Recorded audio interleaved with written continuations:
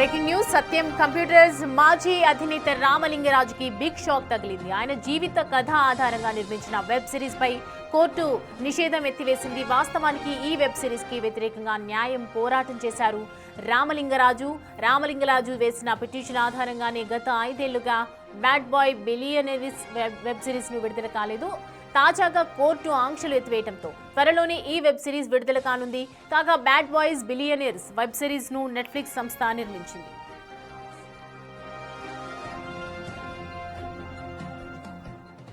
చెప్పాలంటే తొలుత web series trailer release కాగానే ఇది అసత్య కథనమని, తన పరువును దెబ్బతీసేలా నిర్మించారంటూ నెట్ఫ్లిక్స్ సంస్థపై రామలింగరాజు కేసు వేశారు. అంతేకాదు దిగువ కోర్టు శిక్ష విధిస్తూ ఇచ్చిన తీర్పుపై అపీల్ పెండింగ్ లో ఉన్నప్పుడు ఇలాంటి సిరీస్ రావడం సరికాదన్నారు.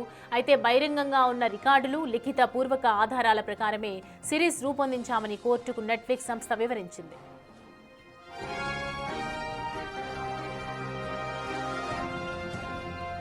ఇక ఒక్క రామలింగరాజు మీద మాత్రమే వెబ్ సిరీస్ తీయలేదని కోర్టుకు నెట్ఫ్లిక్స్ సంస్థ తెలిపింది. విజయ్ మాల్యా, నీరవ్ మోడీతో పాటు సుబ్రతో రాయ్ జీవితాలపై కూడా తీశామని చెప్పింది. వాస్తవాలను ప్రజలకు తెలియజేయటమే తమ ఉద్దేశమంది. ఇరు వాదనలను విన్న court bad boy billionaires web series పై గతంలో ఇచ్చిన స్టేను రద్దు చేసింది. దీంతో ఈ వెబ్ సిరీస్ విడుదలకు మార్గం సులువైంది.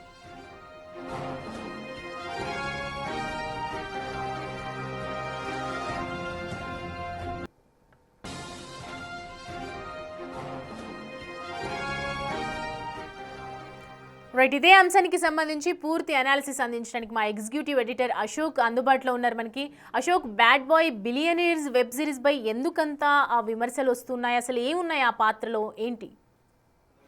బేసిక్గా ఇది 2020లో నిర్మించారు. ద బిగ్గెస్ట్ వెబ్ సిరీస్ అది. బ్యాడ్ బాయ్ బిలియనీర్స్ పేరుతో ఇండియాలో బిలియనీర్స్ అయిన వ్యక్తులు ఎవరెవరైతే బ్యాంకులను మోసం చేసి కావచ్చు, వివిధ స్కాములు చేసి కావచ్చు, విదేశాలకు పారిపోయిన కొంతమంది స్టోరీస్ని తీసుకుని వాళ్ళు ఒక వెబ్ సిరీస్ కింద తీశారు. దాని టైటిల్లో కొంత అభ్యంతరం ఉన్నప్పటికీ కూడా ఆయా బిలియనీర్స్ ఎవరైతే ఉన్నారో వాళ్ళు ఏ స్టేజ్ నుంచి, ఎంత పూర్ ఫ్యామిలీస్ నుంచి, ఆ తర్వాత ఎంత గొప్ప స్థాయికి ఎదిగిన తర్వాత కుంభకోణాల్లో ఇరుక్కోవటమో, కుంభకోణాలు చేయటమో, మొత్తం మీద చేసి వాళ్ళ కెరీర్ అంతా పాడు చేసుకోవటం, వచ్చిన మంచి పేరు మొత్తాన్ని కూడా నాశనం చేసుకోవటం, ఆ తర్వాత దేశానికి చెడ్డ పేరు తీసుకొని రావటం, ఇలాంటి అంశాలన్నిటితో కలిపి వీళ్ళు చాలా భారీ ఖర్చుతో నెట్ఫ్లిక్స్ సంస్థ వెబ్ సిరీస్ని నిర్మించింది. దానికి బ్యాడ్ బాయ్ బిలియనీర్స్ అనే పేరు పెట్టింది. సో ఈ టైటిల్లోనే చాలా స్పష్టంగా అర్థమవుతుంది, అంటే బిలియనీర్స్ బ్యాడ్ బాయ్స్ కింద ఎలా అయ్యారు అనేది చెప్పే ప్రయత్నం. అందులో పర్టికులర్గా విజయ్ మాల్యా, కింగ్ఫిషర్ సంస్థ, కింగ్ఫిషర్ ఎయిర్లైన్స్ సంస్థకు సంబంధించిన విజయ్ మాల్యా అండ్ సుబ్రతో రాయ్, సహారా గ్రూప్కి సంబంధించిన సుబ్రతో రాయ్, ఆయన రీసెంట్గా చనిపోయారు కూడా. మూడోది నీరవ్ మోడీ, వజ్రాల వ్యాపారం పేరుతో బ్యాంకుల నుంచి కోట్లాది రూపాయల అప్పులు తీసుకుని బ్యాంకులకి ఎగ్గొట్టి ఇప్పుడు విదేశాల్లో ఉన్నాడు. ప్రస్తుతం ఇందులో సుబ్రతో రాయ్ సహారా కేసులో అరెస్ట్ అయ్యారు, చాలా కాలం జైల్లో ఉన్నారు. ఆయన కూడా సక్సెస్ స్టోరీ. సహారా లాంటి అతిపెద్ద సంస్థని ఆయన స్టార్ట్ చేశారు, ఎన్నో కోట్ల మందిని అందులో మెంబర్స్గా జాయిన్ చేశారు. సో అనేక రకాలుగా వాళ్ళందరికీ లబ్ధి కూడా చేకూరింది. చివరి నిమిషంలో వాళ్ళందరినీ మోసం చేశారన్న ఆరోపణలతో సహారా సంస్థ అనేక వివాదాల్లో చిక్కుకోవటం, సుబ్రతో రాయ్ అరెస్ట్ కావటం, అనేక నెలల పాటు సుబ్రతో రాయ్ జైల్లో ఉండటం, ఆ తర్వాత జైలు నుంచి విడుదలైన తర్వాత మానసికంగా ఇబ్బంది పడి సుబ్రతో రాయ్ ఆ ప్రాణాలు కూడా వదిలేరు.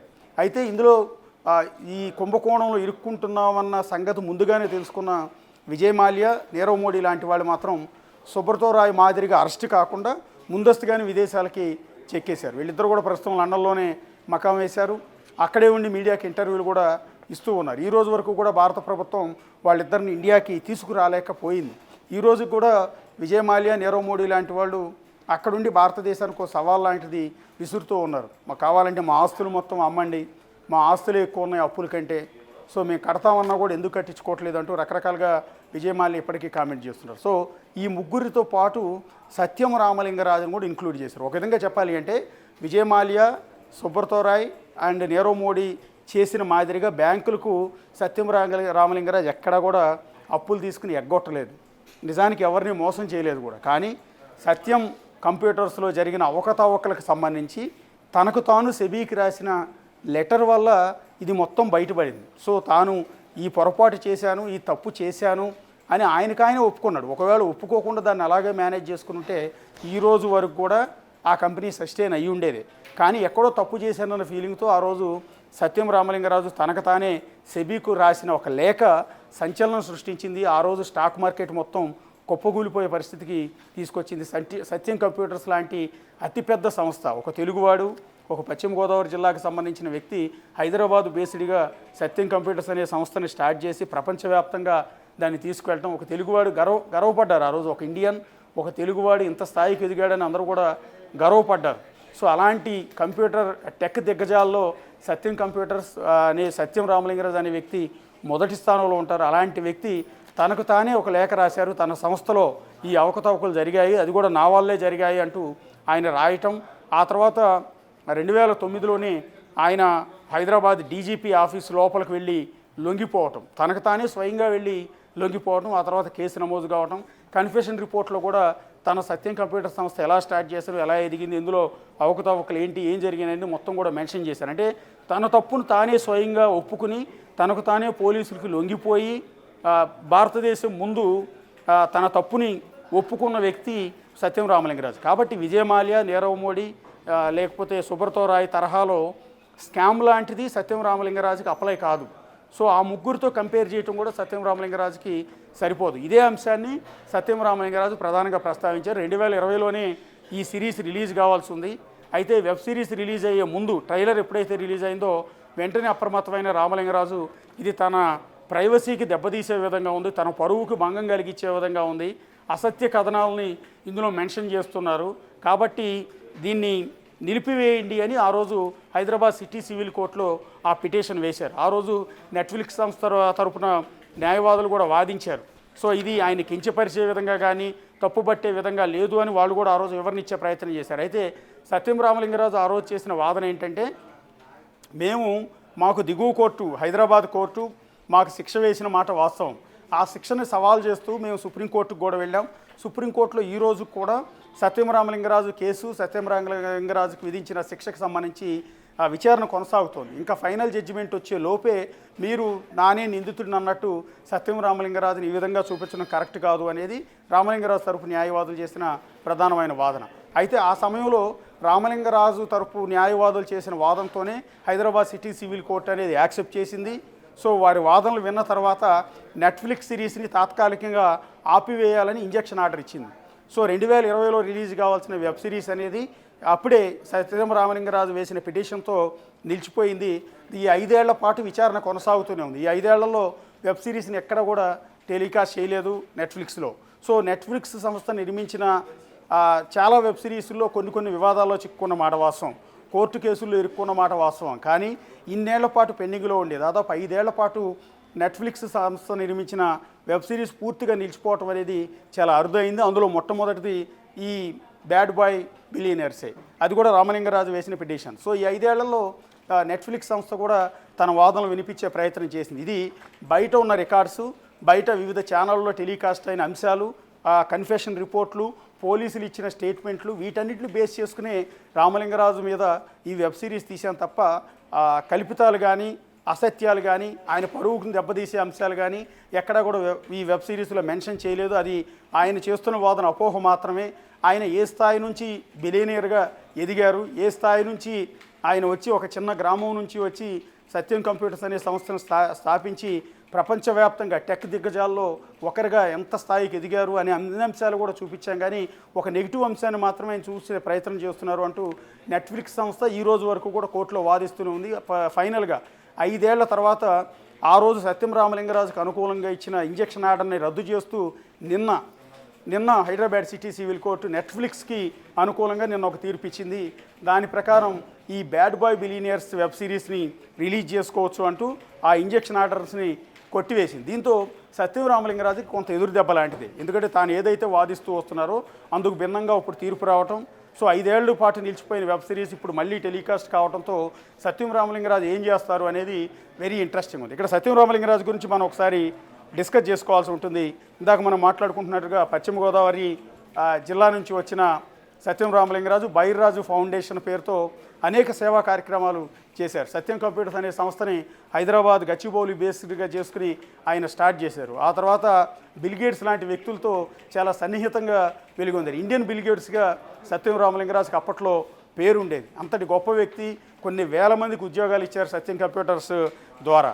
అయితే ఏం జరిగింది ఈ కంపెనీలో, ఇప్పుడు ఈ వెబ్ సిరీస్లో ఏం చూపించబోతున్నారు అంటే, ఆ రోజు ఆయన కన్ఫెషన్ రిపోర్ట్లోని ఏదైతే డీజీపీ ఆఫీసులో లొంగిపోయిన తర్వాత సిట్ అధికారుల ముందు ఆయన ఇచ్చిన వాంగ్మూలం ఏదైతే ఉందో దాన్ని బేస్ చేసుకుని నెట్ఫ్లిక్స్ సంస్థ ఈ సిరీస్ని రూపొందించింది. అందులో పర్టికులర్గా ఆయన ఒప్పుకున్నది ఏంటి అంటే, ఇందాక నేను చెప్పినట్టుగా రామలింగరాజు తనకు తానే తప్పు జరిగింది, తన సంస్థలో అవకతవకలు జరిగాయని ఒప్పుకున్నారు. ఎవరో బయట పెట్టింది కాదు, ఎవరో వెలికి తీసింది కాదు, ఎవరో కంప్లైంట్ ఇచ్చింది కూడా కాదు. రామలింగరాజు తనకు తానే బయటకు వచ్చారు. ఆ రోజు ఆయన చేసింది ఏంటి అంటే, కంపెనీ లాభాలను నగదు నిల్వల్ని ఏళ్ల తరబడి పెంచి ఎక్కువ చేసి చూపించారు అనేది. అంటే దాదాపు 7,000 కోట్ల రూపాయలు అకౌంటింగ్ మోసం జరిగినట్టుగా ఆయనే సెబీకి ఒక లేఖ రాశారు. అదేంటంటే నాన్ ఎగ్జిస్టెంట్ క్యాష్, అంటే నగదు నిల్వలు కంపెనీ బ్యాలెన్స్ షీట్లో సుమారు 5,000 కోట్ల రూపాయల మేర నగదు అండ్ బ్యాంక్ నిల్వలు ఉన్నట్టుగా తప్పుడు సమాచారం సృష్టించారు. అంటే దీన్ని నకిలీ ఇన్వాయిస్లు సృష్టించి లేని ప్రాజెక్టులు, అంటే సత్యం కంప్యూటర్కి రాని ప్రాజెక్టులను వచ్చినట్టుగా చూపించడం, క్లయింట్లకు సంబంధించి వేల సంఖ్యలో నకిలీ ఇన్వాయిస్లను సృష్టించి ఎక్కువ ఇన్కమ్ వచ్చినట్టుగా. సత్యం కంప్యూటర్స్ లాభాలు, అనేక ప్రాజెక్టులు వచ్చినాయి సత్యం కంప్యూటర్స్కి, అనేక మంది క్లయింట్లు ఉన్నారు, వీరి ద్వారా ఇన్ని వేల కోట్లు 100 కోట్ల ఆదాయం వచ్చింది అన్నట్టుగా ఇదంతా చూపించి నకిలీ ఇన్వాయిస్లని క్రియేట్ చేయటం. అలా క్రియేట్ చేయటం ద్వారా బ్యాలెన్స్ షీట్లో 5,000 కోట్లకు పైగా ఎక్కువ ఉన్నట్టుగా చూపించడం.